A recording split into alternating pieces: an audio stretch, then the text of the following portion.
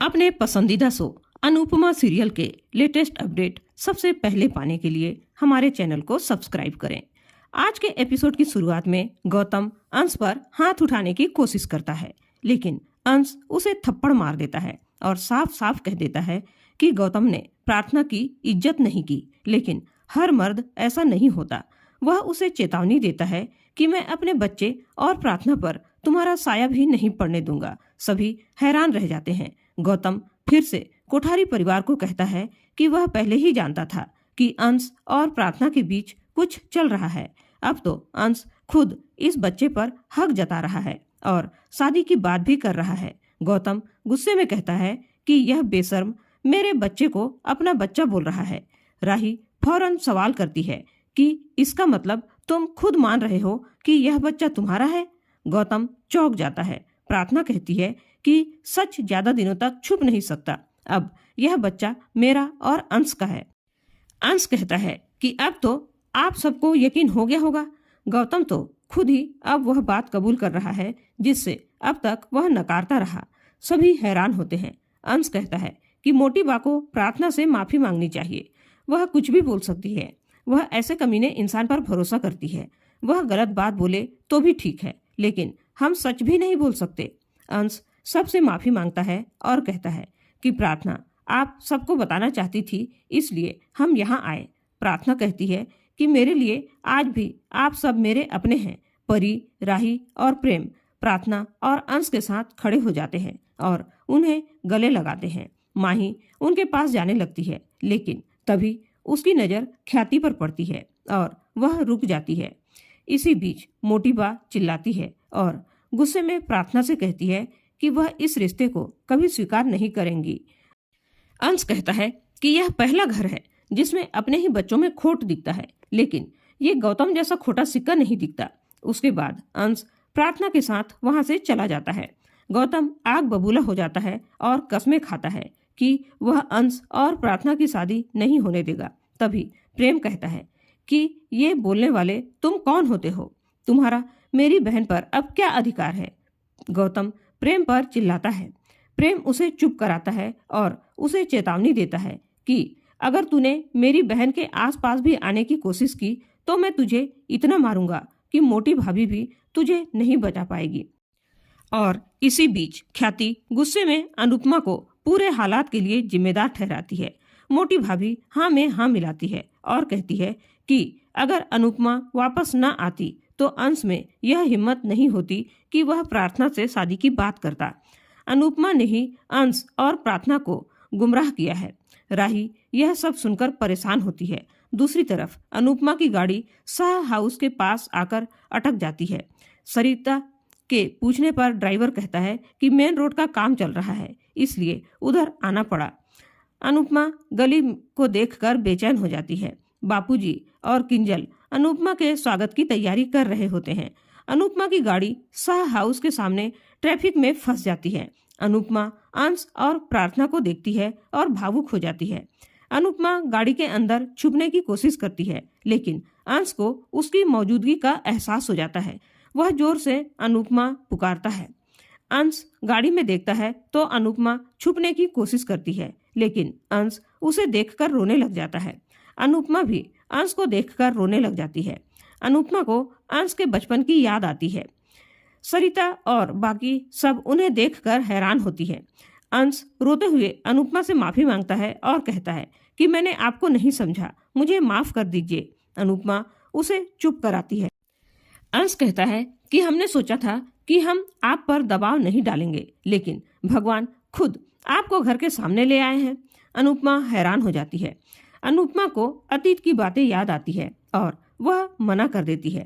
अंश उससे जिद करता है कि वह घर लौट आए, लेकिन अनुपमा मना करती है।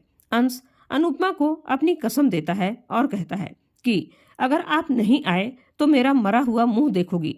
अनुपमा उसे चुप कराती है। अंश भावनाओं का सहारा लेता है और कहता है कि कम से कम मेरे लिए चलिए। अंश अनुपमा को गाड़ी से नीचे उतारता है। अंश अनुपमा को अपने घर में ले जाता है। अनुपमा को अतीत की बातें याद आ जाती है। अनुपमा घबराई हुई होती है और झिझकते हुए उसके साथ आती है। अंश उसे घर के दरवाजे तक लेकर आता है और भागकर अंदर की तरफ जाता है। अनुपमा की टीम भी उसके पीछे आ जाती है। अंश घर में आता है और बहुत खुश होकर भगवान को धन्यवाद कहता है। वह घर में सबको आवाज लगाता है और बाहर आने के लिए कहता है। बापूजी, किंजल, तोसू और प्रार्थना अनुपमा को देखकर बहुत ज्यादा खुश होते हैं। पाखी और लीला हैरान होती है। बापूजी बाहें फैलाकर अनुपमा को अंदर आने के लिए कहते हैं। अनुपमा बेचैन हो जाती है। बापूजी कहते हैं कि तुम्हारे बिना ये घर बेजान हो गया था। तुम्हारे आ जाने से इस घर में जान आ गई है। किंजल और अंश भी अनुपमा को अंदर बुलाते हैं।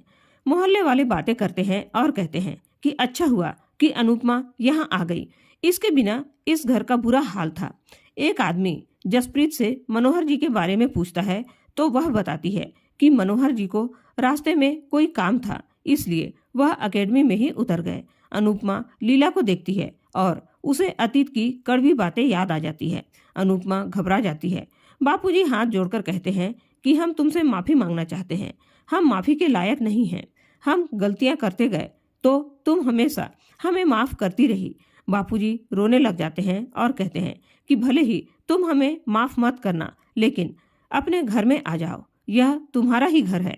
अंश भी अनुपमा से घर में आने के लिए अनुरोध करता है। किंजल और प्रार्थना भी अनुरोध करती हैं। तोसू कहता है कि आप सुपरस्टार बन गई हो। आप बाहर खड़े होकर लोगों को फ्री में दर्शन क्यों दे रही हो?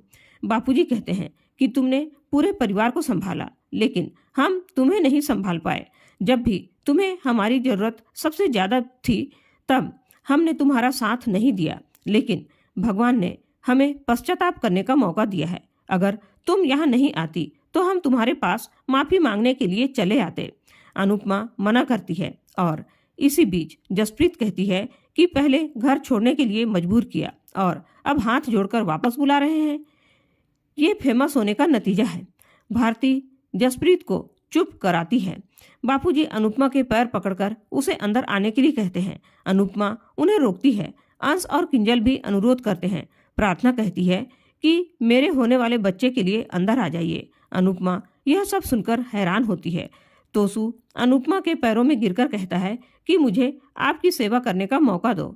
अनुपमा गुस्से में उसे डांटती है। अनुपमा हाथ जोड़कर कहती है कि मैं यहाँ नहीं आऊंगी, मैं आप सबसे बाहर मिल लूंगी। वह जानने लगती है। तभी बापूजी उसका हाथ पकड़कर कहते हैं कि तुम ये समझ लो कि ये तुम्हारे बाप की अंतिम इच्छा है। अनुपमा कहती है कि आप ऐसा क्यों बोल रहे हो? बापूजी कहते हैं कि आज मेरे अंदर का पिता कमजोर पड़ गया है। क्या पता इस कंपटीशन के बाद मैं शायद तुम्हें मिल पाऊंगा या नहीं। मुझे मेरी गलती सुधारने का एक मौका दे दो। अनुपमा भावुक हो जाती है और असमंजस में पड़ जाती है और इसी के साथ आज का एपिसोड खत्म हो जाता है।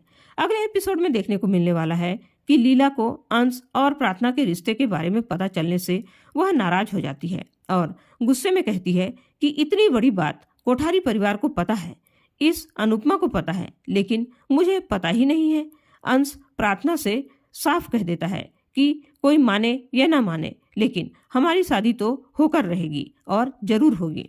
लीला भी गुस्से में अंश को चेतावनी दे देती है कि अगर तुमने यह शादी की तो तुम मेरा मरा हुआ मुंह देखोगे। अंश और प्रार्थना लीला को मनाने के लिए अनुपमा से अनुरोध करते हैं और उसके बाद अनुपमा लीला को समझाने के लिए जाती है और लीला कहती है कि ये रिश्ता सही नहीं है। अनुपमा कहती है कि आजकल कोई भी रिश्ता सही नहीं है।